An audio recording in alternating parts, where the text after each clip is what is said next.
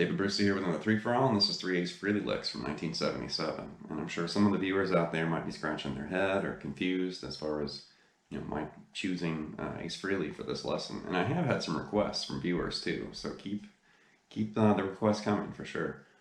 But for those of you that don't really understand why I picked Ace, to be honest, really the hard rock, and metal scene today would be completely different if Ace Frehley had never started playing with Kiss. And some of you that are maybe younger, you might be thinking, yeah, right. Some of you that are older, you know exactly what I'm talking about, because really Ace influenced everybody in the 70s, whether they were a kid, whether they were a touring musician and an adult, it doesn't matter. I mean, Kiss literally made the world stop and take notice. And they had fans all over the world, and they just grew and grew and grew into a massive, sensation. And these days, like the glory days are long enough ago that a lot of people don't really remember or understand, or maybe they weren't even born, when Kiss kind of ruled the planet. But literally, there are so many guitarists that have listed, Ace Frehley as a primary influence, or the spark that allowed them to, notice the guitar and start playing guitar, start playing in bands. And the list is endless. It's seemingly endless. It's like, gosh, everybody loves Ace. So here's an image just giving you a little heads up if you're confused, because there are tons of famous players. I bet some of these players you listen to and admire. And just keep in mind, when they started playing guitar, a lot of them were led to the guitar by Ace Frehley.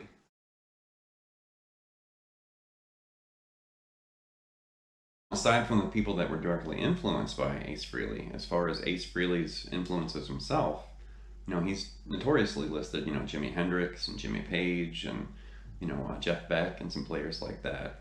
But when I hear classic Ace Frehley, from the 70s, I'm hearing a little Mick Ronson in there, some Paul Kossoff, maybe a little Pete Townsend, just some of the big sounds and the big tone, from all those players. And it's kind of a collage of all these great, 60s and 70s British and American, rock blues guitarists. And I am pretty excited. We're actually bringing back USB Ace Frehley for this episode. And for those of you that are maybe new, to the channel, or maybe you haven't really checked out some of the older videos, there was a very early video on this channel, that 70s chord, where I was talking about a very common and popular 70s chord shape. And, kind of made a silly video, that 70s chord's kind of a play on words from that 70s show. So I had some jokes and some different things back then. So that's very early on the channel. Keep in mind, I was still trying to figure out what I'm doing, when I was starting this channel and these lessons. I didn't have proper lighting back then, so it's kind of shadowy and dark. And, anyway, without further ado, please welcome back to the show, USB Ace Frehley. One more thing before we jump into these licks. Ace really does have this unique, kind of signature style. And I've liked Ace Frehley and Kiss since I was a kid. Before I even touched a guitar, I was aware of Kiss, and I can remember I used to listen to Kiss Alive 2 in my bedroom, and I would use my sister's tennis racket, and I would play air guitar on that tennis racket or whatever, and jump around on the bed in my room, and I would listen to that album. And I didn't even really understand what was going on, but I could hear the drums, I could hear the guitars, and I would get so excited. And then, of course, a few years after that, I eventually, begged my parents for a guitar and actually started playing. But in some ways, I guess Ace Frehley is kind of one of my first guitar influences, because I couldn't help it. It was, I don't know if I was feeding off the sound or the excitement, that kind of energy from Alive 2, I have no idea. I don't even remember where the album came from. It's like it magically just appeared and I was listening to it. And anyway, he really is a special guitarist, one of those feel and kind of grit players. And for those of you out there that, maybe you want to work on bending and vibrato and add a little bit of that kind of greasy grit, Ace is a great guitarist to tap into, because he definitely has, his own sound and his own style. And throughout the 70s, I mean, it just saturated and it was everywhere. You couldn't help but notice what Ace Frehley was playing.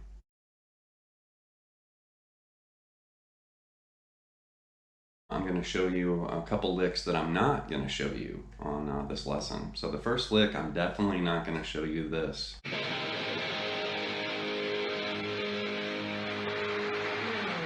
Sorry, I'm not going to show that. I don't really have the spare guitars to set one on fire. And I'm also not going to show you this, which I wish I could, but I don't have the technology or the smoke bombs to be able to show you this.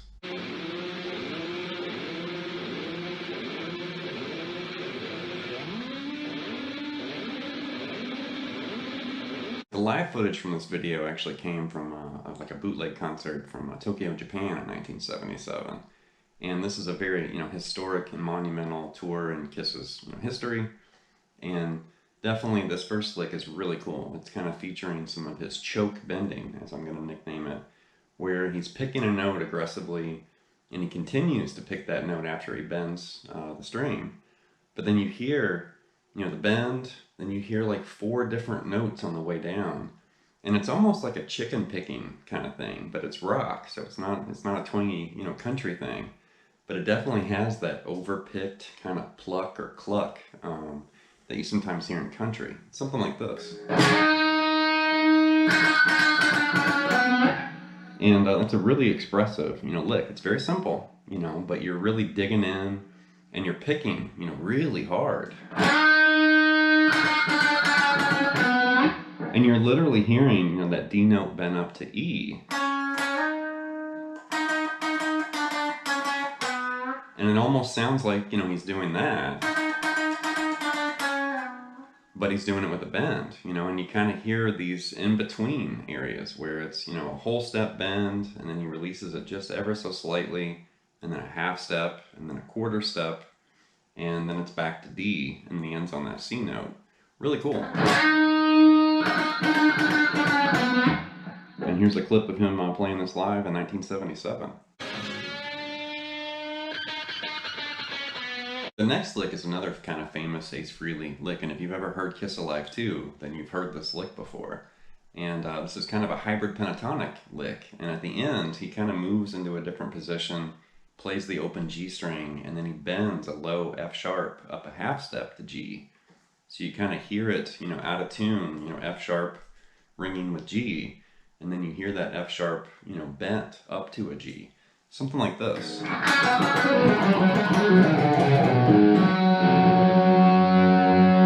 more time there.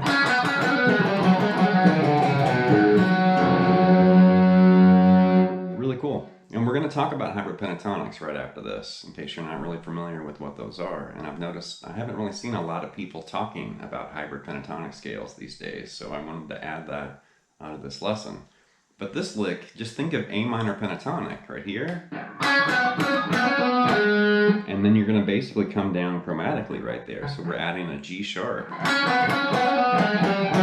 And then you're going to do the same thing on the D and the A string. Shift down to that C. Play the open G. And then grab this F sharp and bend that to G while you're letting that G string ring. Something like that.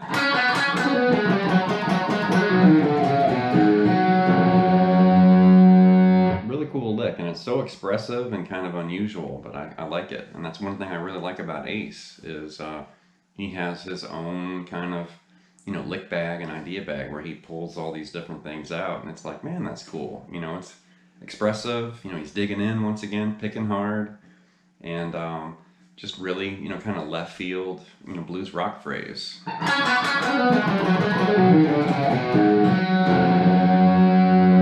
So here's the clip of Ace playing this back in '77.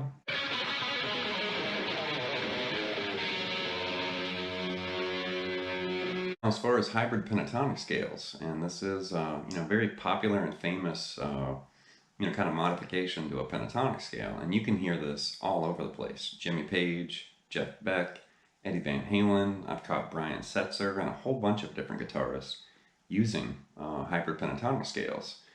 And it happens in rock a lot, but you can definitely hear it filter over into other styles too. I've heard it in country and some blues and some different things.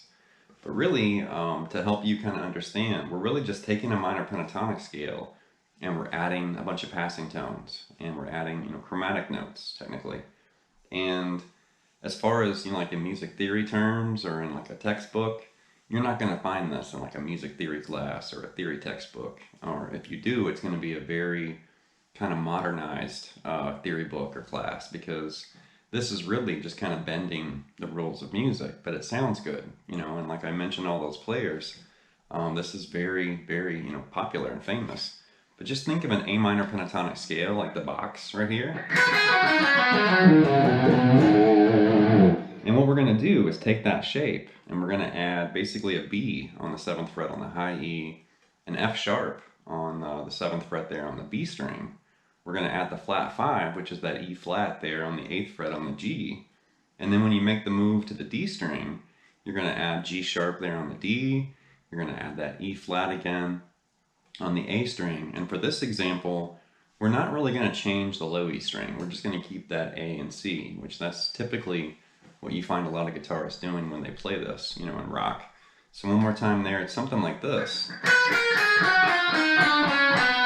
So it's the same three, fingering shapes on the first 3 strings. And then on the D and the A, you're doing this. And then right there,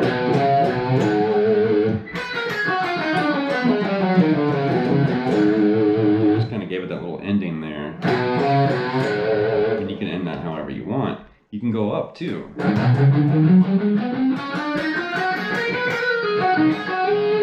And you can see right there, I actually added, a C sharp. And that's the thing with hybrid pentatonic scales. You can add, all sorts of different notes. There's really more than one. It's almost like you're just grabbing, extra notes and extra, passing tones as you go through it. So if you want to experiment with this one first, that's a great one to try. And then another really common one is right there, just a 3-note pattern, and Ace did this all the time. I'm sure he still does. Just doing that D, D flat, and C, or you can think of that as a C sharp too. And we're just basically doing that 3-note, 3-finger pattern on the G, D, and A strings.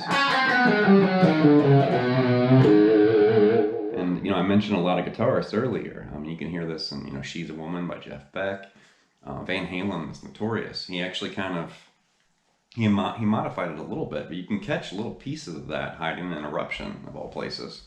And there's tons of other players too. I mentioned Brian Setzer. Go back and listen to some Stray Cats and listen to some rockabilly, and you'll find, guitarists using that. Showing that and kind of thinking about it, I'm wondering, where did Ace Frehley learn the hybrid pentatonic scale? I know he loves Jeff Beck, and Jeff Beck's notoriously known. So let's ask him, hey Ace, where did you learn the hybrid pentatonic scale? The next lick actually reveals a little bit of Ace's Jimmy Page influence. It definitely reminds me of Jimmy Page, and it kind of reminds me of some of the bending phrases from Whole Lotta Love, but it's in a different position and a different key. And then Ace also is using hybrid pentatonics and kind of racing around the fretboard, and then he ends it with the same bending idea we had at the end of lick 2, where we had the open G string ringing and we bend that lower F sharp up to G, something like this.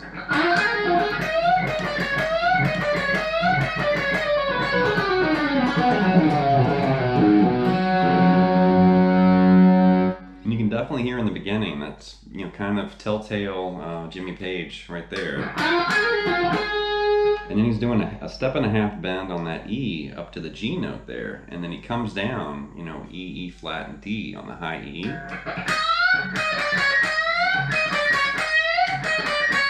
And then just basically do a pull off right there and slide down to that C note. And then come down, D, C, and then we're going to do another kind of chromatic idea there. And then on the G, do that chromatic move again. Slide down to C.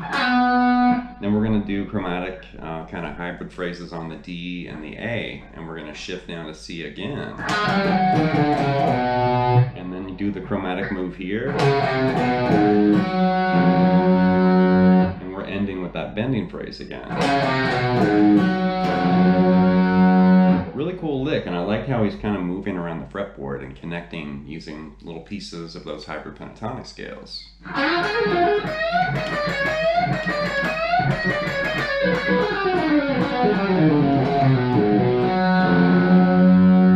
So here's a clip of bass playing this back in 1977.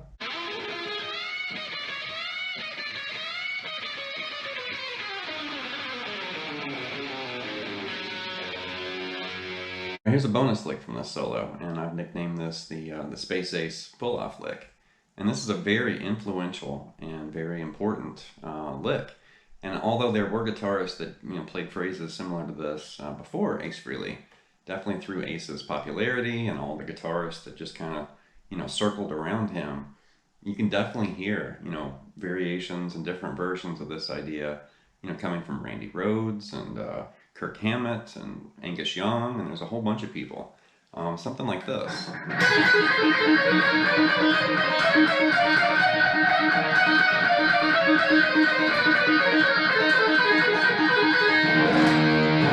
And there you can see we're literally just doing pull-offs on the high E string, and he moves up chromatically, kind of stops there on the 12th and 15th fret, and then he goes right back down to where we started, there on the 5th and the 8th. And it's 16th note triplets, so it's fast triplets like this. And I'm really just kind of doing like 2 repeats before I move, like 1, 2, and then go up again. And just keep going.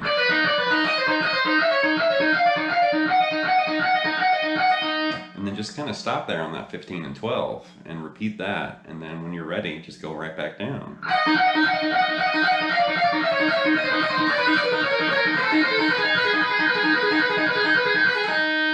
And then you can end it however you want. I believe Ace, probably launched a rocket or something right after that. So you can end it on a chord, or you can, continue, maybe go to another string or something like that.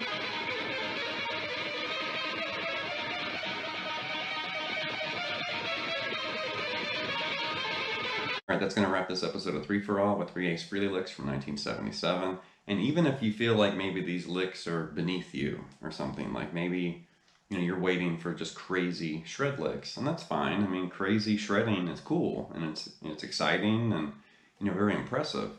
But I've always kind of leaned toward those feel and grit players. People like Joe Walsh, definitely Jeff Beck, Billy Gibbons, Ace Frehley. Some of those players where they kind of had that mess and finesse thing going, where it was skilled and they were, very talented, but then they also had this kind of rough, around the edges approach to things. And I love that, where to me that's more impressive, and I'd rather hear that mess and finesse, kind of playing style than just some precision, shred machine that sounds like it was made in some laboratory or something. There's no expression, there's no human element at play. It's just full on, like a race car or something. And that's cool, but not all the time. I don't want to hear, things under a microscope all the time. Sometimes I just want to hear some gritty, nasty, dirty, just, rock or blues or something, put some fuzz on it. And, and some of those players I just mentioned, Joe Walsh and Jeff Beck and everybody, and when you hear their music, it's almost like you're looking at their fingerprints. It's like very personal, very expressive, very individual attack and approach on guitar. And I find that way more interesting than a lot of these players that are just, blazing the trail around the fretboard and they never stop. Or when they do, they bend a note and they have horrible vibrato, where it's like, okay, well, you can play at Mach 5, but when you're not playing at Mach 5, it sounds awful, and I like a balance, where there's technique, but then there's also expression and things. So, anyway, I don't want to go on a giant rant here, and I'm sure Ace, agrees. Ace, do you agree with that, that statement I just made? Obviously, I'm just kind of joking around, having some fun, but this is going to wrap this episode. So please leave some feedback in the comments and subscribe to Late Night Lessons, and I'll be back before you know it with more content and material. Thank you.